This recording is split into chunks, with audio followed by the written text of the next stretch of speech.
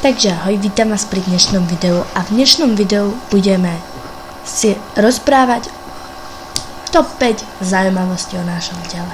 Naše telo je samo o sebe divné a my si povieme tých top 5 divností. V tele najrýchlejšie rastie chĺbky a kostná dreň. Za svoj život sa muž oholí 20 000 krát približne. Keď človek hladuje, vypadávajú mu rýchlejšie vlasy. Najkratšou kosťou v tele je strmienok, ktorý sa nachádza v uchu. Jediná kosť, ktorá je vyvinutá po narodení, sa nachádza v uchu. Ako ste mohli z tohto videa vidieť, naše telo je fakt zvláštne. Každopádne je to naše telo a treba si ho chrániť. Ja vám ďakujem za pozretie a ahoj.